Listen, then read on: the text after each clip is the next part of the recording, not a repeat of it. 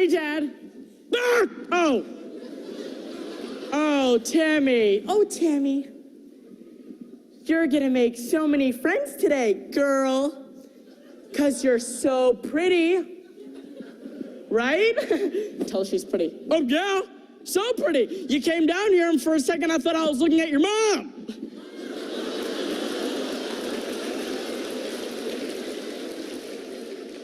Tammy, maybe after school today you want to rent a movie?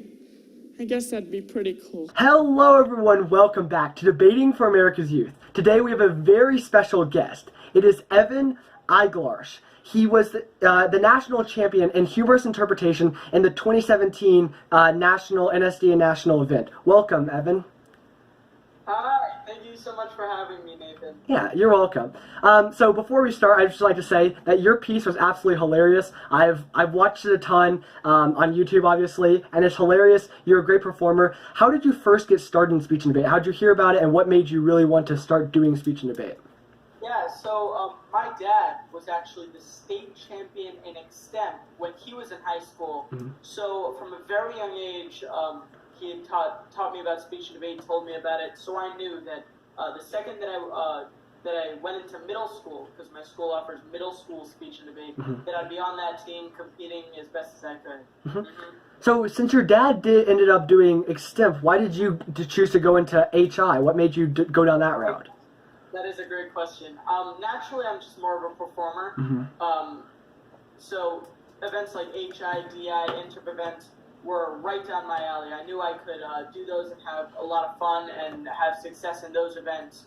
I did do extemp at one local tournament, which was a lot of fun. Did not do as well as I usually. It did not do as well as I do in HI, Mm-hmm. but it was a lot of fun. I did that only in one tournament. Mm-hmm. Mm-hmm. Yeah, so that brings me to one of the questions that I've been wondering. So I've watched some of your YouTube videos, I've watched your TikTok videos, and I've obviously watched your national performance video, and you're very you're very vibrant, you can do lots of characters, and it's very entertaining to watch. But that was when I was wondering about maybe like HI people.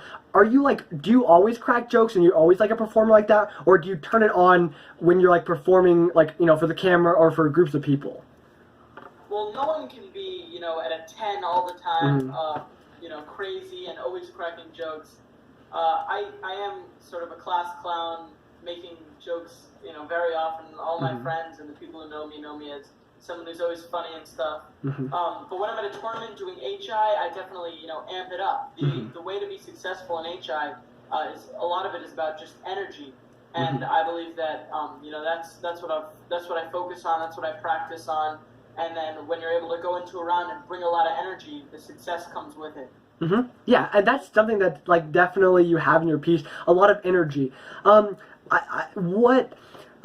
do you practice for doing an HI or practice your piece, and how do you practice switching between characters and being that vibrant off season when you don't necessarily have a piece you're going to use? Totally, that's a great question. I don't usually do a ton of practice in the off season. Mm-hmm. It's mostly about finding a piece, getting the characters down, and then the memorization and putting it together is the fun, enjoyable part. The Mm-hmm. hardest part, I would say 100% in all of HI, is finding a piece that you can that you love, that you know you could perform and do well with. The rest of it is just, it's natural. That's what I do. I'm a natural performer. So Mm-hmm. for me to put together a piece and use my creativity to make things funnier, make jokes, that's the enjoyable, fun part for me. Mm-hmm. Mm-hmm. How did you end up finding the piece that you used at Nationals? Great question. I went to a speech and debate camp called CBI right here in Florida. Mm-hmm. And I went and I found the piece and I fell in love with it. I was reading it dying of laughter. Mm-hmm. And someone came up to me and said, "Oh no, you can't do that. Someone did that piece and got second at Nationals a few years back." So I immediately said, "Oh, that sucks. It's off limits, I guess." And I forget who, but someone looked at me and said, "Listen, if you haven't seen the woman who did Tammy a couple years back, Mm-hmm. then you can cut it your own way. You can put your own twists on it and stuff, and it could be completely original." Mm-hmm. So they pushed me to do it, and I'm so happy that I kept with it because obviously I had so much fun doing it throughout the entire year, and it served me well in the end. Mm-hmm. So you didn't have any trouble using a piece that someone else had used at nationals before? No, in fact, I felt great every time someone would come up to me and say, "Oh my gosh, that was nothing like, you know, the Nationals performance of Tammy." Even though, of course, there's naturally going to be similarities. You know, I believe she did it. I still haven't seen hers, by the way. I never watched it fully through, I don't believe. But I'm pretty sure she does the two talons thing and stuff. But I've heard from many people that for the most part, our performances are, you know, very different, which made me feel great, you know? Yeah. Yeah. That's very true. What other events have you done in speech and debate? You talked about you've done extemp for one local tournament. Have you done any other ones, or have you stuck mostly to HI? This past year I did DI, which was so much fun. I love DI. I've done OI many times. OI used to be my kind of secondary event. But yeah, all interp really, I could, you know, put something together. They're all, once you're, you know, a performer is a performer. No event is that different from another, you know? Yeah, that makes sense. Totally. Yeah. What would you say your favorite part of speech and debate is? My favorite part of speech and debate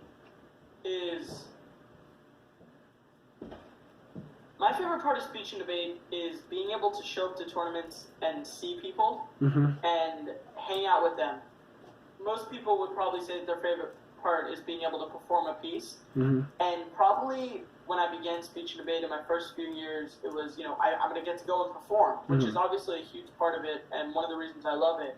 But if you're asking me now, really, what do you enjoy most about the tournaments and speech and debate?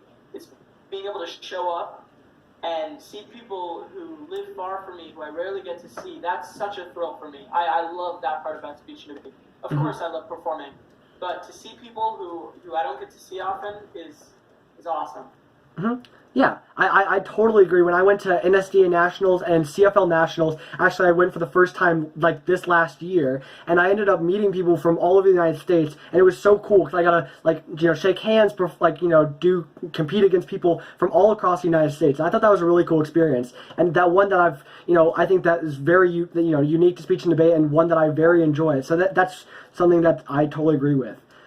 They taught us at speech and debate camp that no one's going to remember the specific individual rewards that you've won, right? I don't even remember some of, you know, a couple years ago if I got, you know, who got fourth, who got fifth. No one remembers that stuff. What people remember is what type of relationship that you had with them, what type of impression you made on them. That's the stuff that people will remember for the rest of your life. So speech and debate, the performance aspect of speech and debate, I believe is only a small kind of like, it's like a sort of a small, insignificant part. The significant part is the community and people coming together. That's the most important part of speech and debate. Yeah. So you talked about how you're very like energetic and you're very vibrant on stage. What other like things have you done, or like reasons why you think you're so successful in speech and debate all across the board? Yeah, so totally. I've been performing from a young age on stage, acting, singing, stuff like that. You know, videos. Some people are, you know, mellow and quiet and a little bit shy. Naturally, I have two parents who are just like me. They're both, you know, they're both people's persons. They're both a lot like me in that manner. So I think it's just naturally that's the way that I am. And speech and debate was, you know, it was perfect for me in that manner, that I could hop onto something that I naturally just, you know, could do and be good at. So speaking of you're being a natural performer, when you got on that national stage in front of all those people in your sophomore year, were you nervous at all to perform in front of all those people with the lights and the microphone and all that stuff, or did it just come naturally? So what happens is, if you ask other people who performed on the stage, you would expect them to say, you know, I was freaking out, you know? I was not at all. Tammy was a piece that I had performed over 100 times probably in that year. By the time I made it to the stage, I was just so thrilled to be able to share my piece with that many people. There wasn't a bit of nerve in me at all. I was just so fired up and excited to be able to perform it. yeah, I don't remember being nervous at all. So for a speech and debate member who maybe is nervous about a competition or getting up and speaking in front of people, what would you say or recommend for that person to kind of help them get over that? Here, in HI specifically, I mentor a bunch of kids from my school in HI, and I help them out. What I say to them is a lot of times they're nervous to go full on or go all out with the joke because naturally humans are afraid of people judging them or them looking weird to a specific group. No one really cares at all the way you look. Everyone is just thinking about the way that they look. So as soon as you're able to get out there and forget about all of your fears of the way you're going to be perceived by people, that's when you're going to flourish. That's when you're going to step up in front of a room full of people and go crazy and perform your heart out, and you get positive results. Those are the kids who win tournaments and do well in interim, are the kids who are able to just let go of fear, and it's a hard thing to do, to just completely not be nervous at all to perform in front of a large group, because that's naturally a fear of many. But as soon as you're able to forget about the nerves and the fear, you'll succeed. That makes sense. So you talked about how you mentor people in HI who are younger than you in your school. How do you help new novices, and what would you say to a new novice who just got into speech and debate, or maybe has been only doing it for a short time? So if you've only been doing speech and debate for a short amount of time and you'd like to do HI, DI, interp events, I wouldn't focus too much about the piece. I would just focus on getting the basics down, the mechanics of what an HI is, 10 minutes, different characters that are completely different so that the audience can tell the switch between characters. And like I said earlier, just, forget about the way you look in front of people, right? Everyone who does HI and who does good at everyone who's, great at HI, couldn't care at all about the way that they look. Everyone is ridiculous in HI. So as soon as you're able to stand up and perform and act crazy, I would try and help someone who's new to speech and debate do that and accomplish that. When I'm working with novices, we work on developing a piece and characterization, blocking, stuff like that you can only get better at, you only improve on as you go through high school. Yeah, that makes sense. Wait, so going to small semantics about your piece, so when you were doing your performance, and then you ended up having the girl came in who just got attacked by Tammy, and you had did you practice the eye movement to get it down? Because you were able to switch, and it was actually very good. Here's what people do in HI. That people have been doing it for a while. Naturally, there are weird things that every person can do, like a weird talent.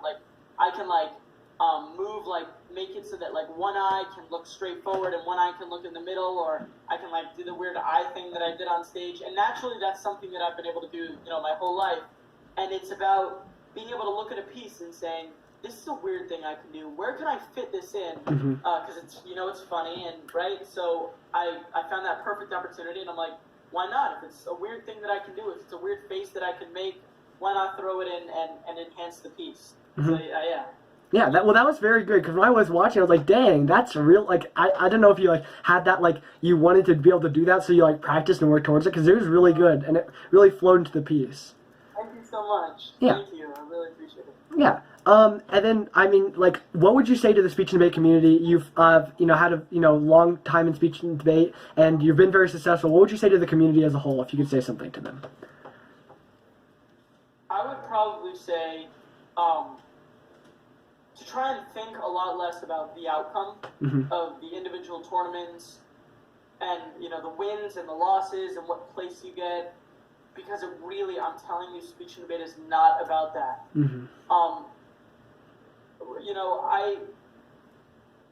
This is the first time that I've really talked about me winning nationals in a year or 2 years. In my mind, I've already completely moved on.